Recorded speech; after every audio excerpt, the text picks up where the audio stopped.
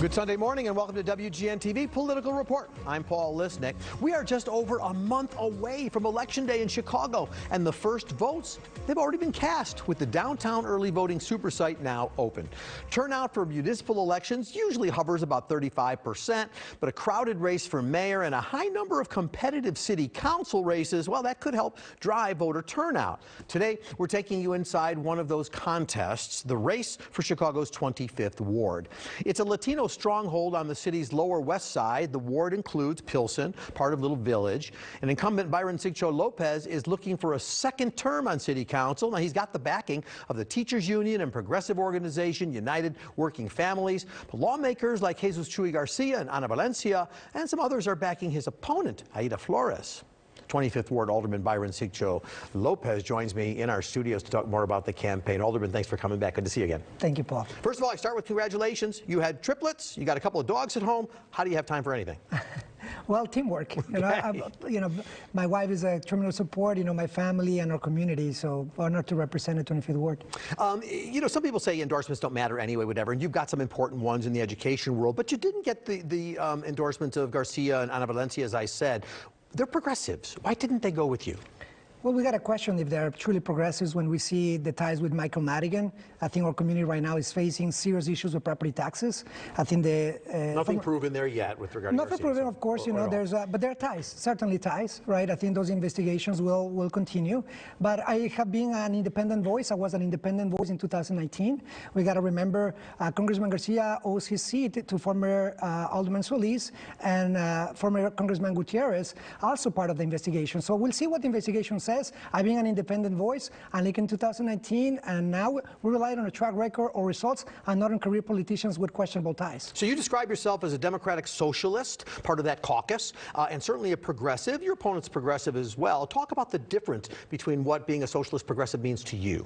Well, I think social progressive means that we work for the people, right? I think my opposition is financed by the Realtors PAC. They just donated $10,000 to them. There's also dark money coming in from the former manager of Rahm Emanuel's campaign. There was a PAC that was open yesterday and targeting the 25th Ward, a 25th Ward that has been independent, that has been fighting corruption, that has been fighting for more affordable housing. We have delivered 800 units by preserving and creating new affordable housing.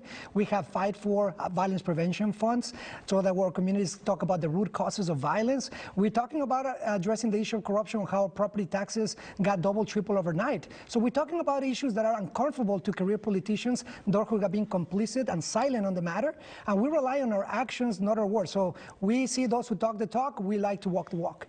Of course, all the kinds of programs that you want to see happen in the ward, it takes money to put them on. Mm-hmm. And one of the things that you brought to City Council, you've introduced it, is what is called the Amazon tax. It really just isn't about Amazon. It's about any business with more than 50 employees, and they would pay a per employee tax. Mm-hmm. But what do you say to, and I understand you'll put it towards good causes, the money, but what do you say to people that say, look, we're losing business, we have to bring business to the community that sends people away? It sounds like a dual-edged sword. Yeah. Well, if you have taxation that puts more burden on working people, on small businesses, absolutely, and that's what's been happening in the city of Chicago. Small businesses shutting down, people leaving the city because their taxes fall directly on their shoulders. Mayor Lightfoot campaigned on a promise to stop that, to make sure that the burden doesn't fall in working people, that we make sure that those who have the ability to pay their fair share, and that's what we're doing. Amazon has not struggled during this pandemic. They, in fact, have recorded record profits. A lot of corporations have reported record profits, while our communities, especially in the 25th Ward, have seen the property taxes increase. That's what I voted against budgets every time that included property tax increases. We have voted against budgets that don't prioritize the help to small businesses, and we do think that the revenue in the city of Chicago has to come for those who are doing well. Corporations like Amazon and other corporations are not paying their fair share. In fact, in property taxes, we had a corporation, Blackstone, that made $18 million last year, yet they got, after an appeal, an 80% reduction in their property taxes. How is that fair when we have small homeowners who saw their property taxes skyrocketed, doubling, tripling? These are people who have been in our community for for generations, and we'll continue to fight and advocate for them. We'll see how that plays out. I do need to ask you about violence in public safety, because it's the #1 issue on everybody's mind. And you have indicated on your website and in your comments that Mayor Lightfoot, City Council, they didn't prioritize violent prevention the way you want to see it. You put a lot of money and gotten some money in for infrastructure purposes. Talk about overall how you see that problem being addressed in your ward. Well, unfortunately, we have not received the funds that we were looking for.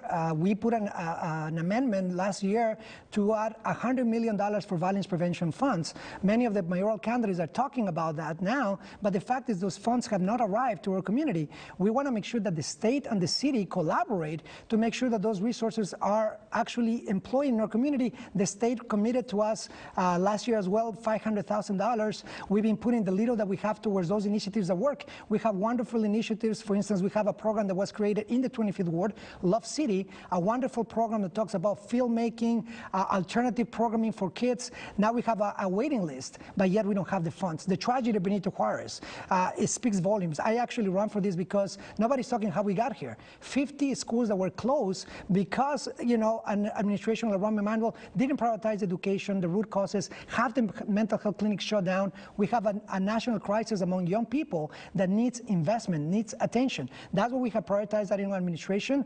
It's tragic because one of the mothers of the kids were killed in Benito Juarez was my student when I was teaching at UIC. This is very personal for us, and we know that these initiatives work. They can reduce crime and violent crime as much as 75%. There's between 3,000 to 5,000 kids at imminent risk of being victims of violence, carjackings that are, you know, when we have perpetrators who are minors. 16 years old is the average. We need to do more, and we can do more, and that's what we've been prioritizing that. And let's tie that to education, which I know is also important to you. Do you see the need for more schools in the ward, or is it about fixing the infrastructure and parent mentor programs of the schools that are already there? Well, I think that we need to make sure that we, in the 25th Ward, we've seen the displacement has been taking a big toll in our schools. We have lost enrollment as much as 40% in certain cases in our schools because of the lack of affordable housing. That's what affordable housing was a priority. Right now we have in the 25th Ward the largest affordable housing site in the city.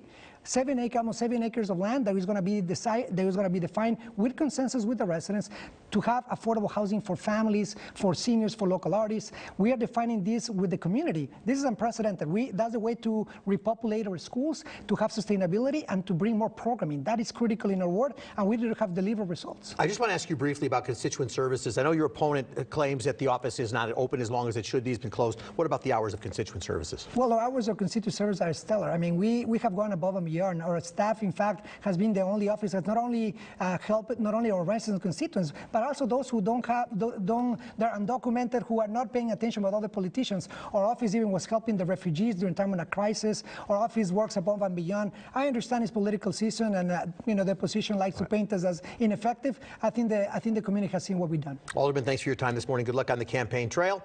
We're going to take our first break. Challenger Aida Flores joins me when we come back.